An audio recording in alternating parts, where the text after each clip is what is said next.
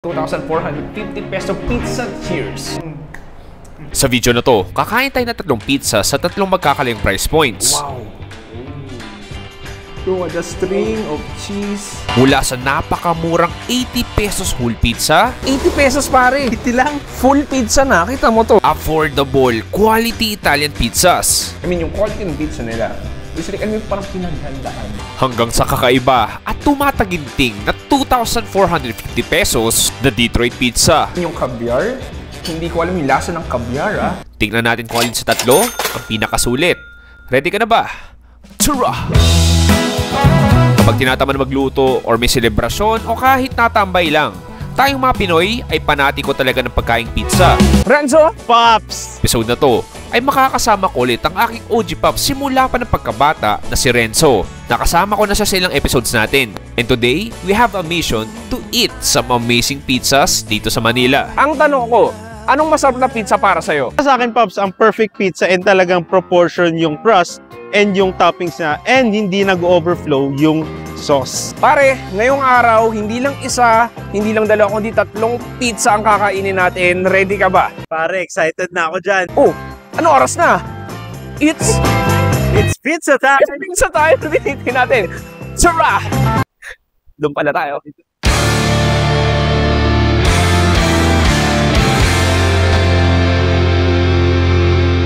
Renzo, Pops! pumapatak ang ulan at masarap kumain ng murang pizza, pare. Pizza. Alam mo magkano to? Magkano nga po? 80 pesos, pare. Kung sasabihin ko sa'yo na sa halagang 80 pesos, may mabibili ka ng isang buong pizza, maniniwala ka ba? Aba dito sa Barangay Palanan sa Makati, ay matatagpuan ang Mang Kiko's Yummy's Pizza. Madaming choices ang kanilang pizzas at meron din silang cold drinks. At sa branch na to ay halos nauubos na raw ang mga kahon na nakikita nyo kada araw. Tilang full pizza na. Kita mo to. Ham and cheese, 80 pesos. Parang estudyante lang din. Yes, yan talaga ang presyo ng ham and cheese flavor. Madali lang proseso. Kukuha ng ready-to-heat na flavor pizza na napili mo. Then, ilalagay na ito sa kanilang oven toaster para ma-reheat. After a few minutes, boom! Meron ka ng pizza. And this whole pizza only costs 80 pesos. Anyway, Paps, tikim tayo. Renz, pare, cheers. Cheers. First pizza. Okay. Super sweet. Tomato sauce or ketchup niya. In fairness, yung pinaka-dough natin, medyo malambot siya. Malambot, Pops, na may onting crunchiness. Ah, yung dulo. Yeah. Pero nagulat lang ako doon. Parang mabigat siya, no? Mabigat siya isa eh. I mean, you have the artificial cheese, yung ham nandun. Meron. Parang ito yung pizza. Alam mo yung magtitipid ka ng estudyante ka? Nung parang, pare, pizza tayo. Sasabihin ng kaklase, mahal yun, wala akong budget. Hindi pare. May alam kong pizza mura. Hindi lang ham and cheese ang meron, katulad ng mga susunod na titikman natin. Mas premium ang flavor, mas dadagdag ng konti ang presyo. Pero to be honest, sobrang mura pa rin. Meron tayo ditong cheesy Max. Cheesy Max. So makikita mo, max na max sa Pops, cheese. tignan mo naman, oh. Oo. Nag-ano na. Landslide. Oo. Yung cheesy landslide. Nice. Cheers. Cheers, Pops. Oh, I just love how like cheesy and kind of sweet siya. Alam mo, ito yung pizza na tuwing wala kang pasok, kunyari bumabagyo, tapos biglang bumili ng pizza yung nanay mo, and then papartner mo ng orange juice. Yung Di ba? Tapos nanonood ka ng favorite mong cartoons. Ito yung parang swak na swak doon. Last natin, ito yung Mang Kiko Supreme. Pare, kita mo, may dine-in sila. Nagbibenta rin sila mga lemonade. Tapos may mga take-out lang din. May take-out section sila dito. Order ka lang, ilang minutes lang. konting hintay. May pizza ka na. So basically, cheese din. Tapos marami na siyang laman. Yes. Parang may pepperoni rin to. Parang may factory ng cheese dito, Pops. Pwede mo siya consider na only cheese eh, no? In terms of ingredients, quality-wise, this may not be like the best, but in terms of flavor and experience-wise, ito yung parang pinaka-memorable sa puso ko. True, Pops. Oo. Sulit eh. Sulit, Yung term na sulit, pasok na pasok 80 pesos to 145 sa makita ng ganito klaseng pizza. And hindi lang siya yung like Mema pizza na, ha? Kaya naman di masarap kasi 80. Hindi, 80 pesos siya, 140, pero masarap. Pare, unang pizza pa lang to at umuulan na at dumadaan yung mga e-bike dito sa kanto at si Mami ay napapasmile. Hi Mami! Cheers tayo, then proceed tayo sa next pizza. Next pizza.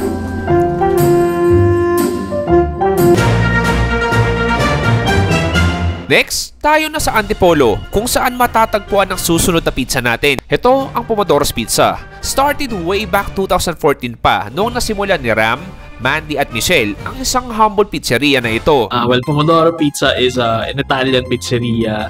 What we're trying to serve our customers is affordable but quality Italian pizza. Currently, they have 7 locations at karamihan sa Bicol region at soon, meron na rin sa BGC. So our pizzas, we actually hand toss our pizza, cook it in high fire brick oven pizzas. They have over 18 flavors of pizzas and available in 10, 12, and 14-inch pizza. Pomodoro uses high fire brick oven for their pizzas, and Ram makes sure na laging fresh ang kanilang ingredients, especially with their signature Pomodoro sauce. Renzo, second pizza natin. Ready ka pa ba? Ready, Pops. Dinayo pa natin to sa Antipolo. Antipolo. Gusto ko simulan sa kanila. Classic tayo, margarita tayo. First pizza is margarita. Start sa pagbasa ng dough, then lalagyan ng kanilang special Pomodoro sauce. Next is cheese, then ipapasok na sa brick oven. After a few minutes ay siswitch yung kabilang side naman para equal yung pagluto. Pagkatapos, i-slice na to into 8 slices. Then, lalagyan ng basil on top. And this 12-inch pizza cost 339 pesos. Renzo, cheers. Just look at texture, pinaka-dough natin, pare. Not too chewy, sobrang fluffy pa ng konti. And yung melted cheese nandun, yung basil, and yung Pomodoro sauce. Plus yung Pomodoro sauce, Pops, unang kagat mo pa lang, lasang-lasa mo na. No, parang kumakapit sa leeg mo, no? De formaggio something. Basta formaggio siya, 4 cheese siya. Next is quattro formaggi or 4 cheese. Basically, same process lang katulad ng margarita. Then, the 4 kinds of cheese. Mozzarella, Gouda, Parmesan, and Romano. Ilalagay nito sa brick oven. Then, after roughly 10 minutes, ay luto na ang ating 4 cheese pizza. Okay, Pops, cheers tayo. There's like konting saltiness na nasa ako ganun sa apat na klase ng cheese. Pero ito yung klase ng pizza na pwede kang paliguan ng cheese sa dami. Apat na klase to. And then, gusto ko lang din yung pinaka-crush niya. Alam, may konting toasty. Yes. Part pa siya na may konting lutong, may konting crunch. Siguro din yung difference with our first pizza, no? Is yung paraan niya kung paano siya niluto. I mean, yung quality ng pizza nila, is like, ano yung parang pinaghandaan. Parang nilagawan ka muna, sinuyo ka muna bago ka pasagutin. Tapos yung kinagat mo na parang, sige, oo. Oo. Kasal na agad. Spinach cream cheese has cream sauce, spinach, mozzarella, and cream cheese. Nice. Look how dense that is na punong-puno ng cream tsaka ng spinach natin. Alam mo, so ang bigat eh. Ang bigat eh. Oh, amazing nun. Ang smooth nung texture ng sauce, pare. Parang dumudula siya sa dila mo. Yung spinach natin parang naging basa-basa na. Nadagdagan ng creaminess, parang ganun. And then yung contrast ng lutong, nung dough natin, and then yung creaminess ng cheese at spinach nagsama. Actually, bro, meron din ba tayo dito ibang klase ng pizza? Tawag sa flatbread. So basically, pizza bread siya. So makita mo, para siyang like rectangular oblong na hugis eh. Pero, di ba, parang hindi nakikita mo sa mga coffee shops din. Cheers! Oh. It has a thicker dough. Ninguya siya ng konti, may chewiness ng konti, pero flavor-wise, ganun pa rin. I mean, akin may onions, may karne, yung cheese nandun, yung bell pepper. And of course, the typical Hawaiian, the pizza na may pineapple.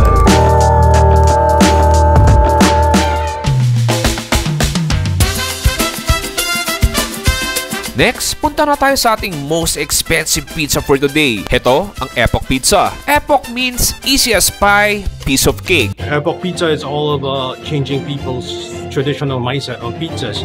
Pizzas is not only a snack, and it can be something that you can eat as a meal. At Epoch, what we are doing is we're trying to put everything fresh onto the pizza so that it becomes a culinary experience. They specialize sa tinatawag na Detroit-style pizza, which is a thick crust pizza with a cheese crown o yung parang tustang cheese, also known as frico. They use blue steel pans, imported from Detroit pa, and the dough is forged and fermented in individual pans before baking. Pero Chef Aaron, bakit nga ba medyo pricey yung pizza nyo dito sa Epoch? The cost of ingredients or the cost of goods is usually factored into it. The amount of ingredients that we are using, and if we put it through computation, is actually how the pizza should be priced. Ang Epoch Pizza uses unusual kinds of high-quality ingredients for pizzas and definitely longer process to make. Heto na, yung ating warm-up pa lang. Warm-up. Oo, dahil mamaya, yun yung most expensive. Ito, kinda expensive. Bukod sa pizza, they also specialize sa bagels. And meron din naman sila mga pizzas na nasa 500 peso mark. But bago ang main event, we will try the Epoch Ronnie Cup. It uses Italian pepperoni hand sliced with the exact thickness to achieve the perfect pepperoni cups that form oil pool sa center ng pepperoni, which makes it more flavorful. Joined with the Epoch cheese blend and homemade marinara sauce. And as you can see, parang doktor si Chef Aaron na sinusuri mabuti kung perfect nga bang pagkakaluto ng pizza na to. And this Epoch Ronnie Cup pizza costs 1,100 pesos. Pero look at this naman, pare. Ibang klase. Picture perfect, Instagrammable. Parang ayaw mong galawin, ayaw mong sirain. Diba? Mas gusto mo pang sirain yung buhay mo kaysa sirain tong pizza na to. Huwag naman ganun. Huwag naman ganun. Paps, nakikita mo ba Ito, ano bang tawag dyan? Tawag dyan, Frico. Freak, paano mo nalaman yun? Sabi ni Chef. Sabi niya. So pare, look at this. Wow. Look at the string of cheese. Grabe, Renz. Grabe. Mas mahaba pa yung cheese sa relasyon. Yung like, imported high quality Italian pepperoni natin. Dito basta-basta pepperoni. And then yung different kinds of cheese, high quality cheese. And then yung dough natin. This is insane. First Epoch Pizza, cheers. Cheers.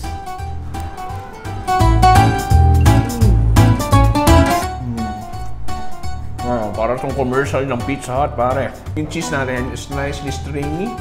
As in, parang, ano nyo maputol. It's a high-quality, savory pizza dish. Ibang klase yung pepperoni natin. Alam mo yung parang may smoky, sour, peppery, salty. Perfect na perfect. Parang ngayon nakatingin ng pepperoni na ganito yung klaseng quality. And yung cheese natin, suabe. Kasi yung pepperoni Paps, made from Italy pa, no? Galing pa. Galing, kanina lang! Kanina lang! Kidding aside, and it is perfect. Crust na. Parang di mo maintindihan kung malutong ba sa or toast eh. Pero ang sarap, nagpapadagdag extra texture, nagpapadagdag ng extra flavor. Tropa naman tayo. Bahala na. O, sasaw-saw ko na. Yung. Yan. Oh, nice. Yun.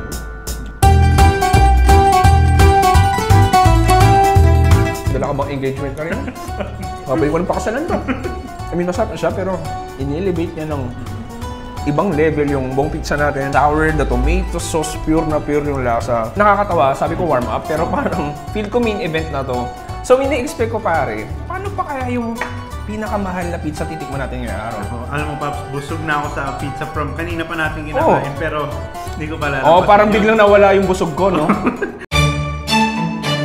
It's time for the main event, the Epoch Russian Pizza. It starts by putting a generous amount ng perfect ratio of cheese sa dough, cheddar as base, and they also use provolone and mozzarella. Sa mga oras na to ay para akong isang estudyante na tinuturuan ng isang pizza professor. Ini-explain ni Prof. Aaron ang science behind this Detroit steel pans. Tumutulo ang oil completely sa ilalim ng pan para tuloy-tuloy ang pag-fry ng dough, making it proportionally cooking the pizza. Once cooked, the doctor must check again. Chef Aaron said that there's a certain sound para malaman if tama yung pagkakaluto ng pizza nila.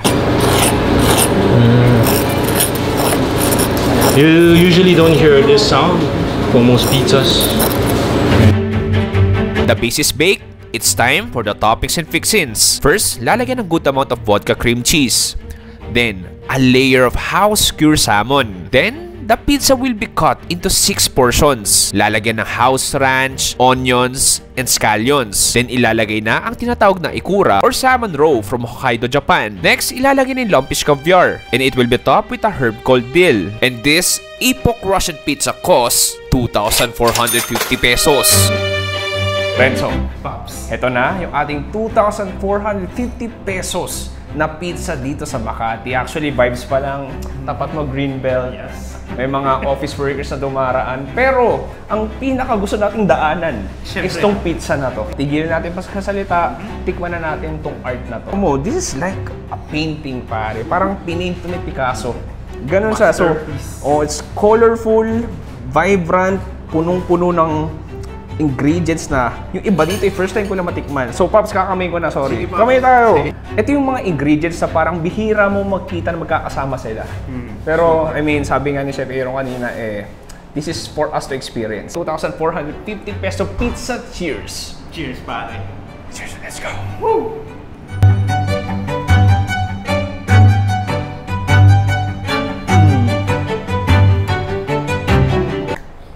May background music. Oo, pasok. Edit ko na lang.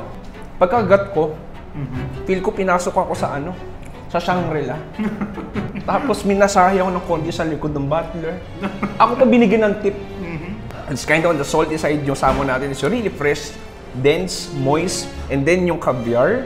Hindi ko alam yung lasa ng caviar, First time kong actually makatingin ng dalawang klase at sabay. Lalo sa pizza. Sa pizza, exactly. Pizza There's like a fishy aroma, and then yung sauce natin, yung ranch nandun, and texture, Pops. Yes, pare. Yung cheese, I mean, it's gooey, oozing, and then may konting, ito talaga yung panalo. Itong edge na to, Yes. para siyang naging crepe. Alam mo yung malutong na manipis lang na parang nagde-dissolve siya Pare, pati hot sauce nila. Kakaiba. What? Wasabi ba to? Hindi mo masabi. Alamin nyo? Ang salmon is very unusual for pizza. Exactly. Diba? So talagang wow. May wow factor siya. Kuha ko ng konti. And then lagay ko dito.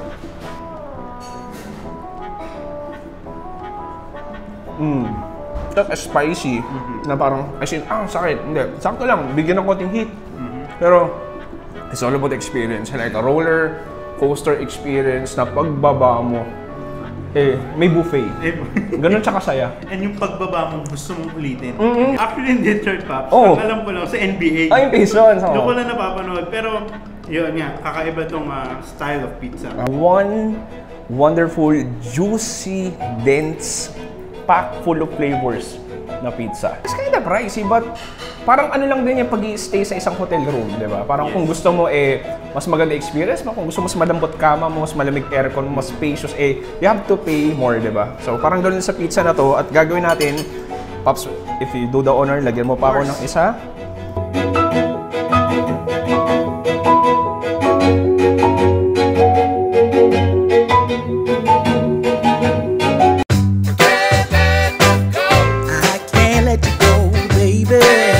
Renzo? Pops, Pare, punong-puno ng pizza oil. Anyway, pare, that was a wild pizza experience. Ito ba yung pinakamaraming pizza na nakain mo sa isang araw? oh Pops, kaya sobrang natutuwa ako na ako sinama mo dito, Pops.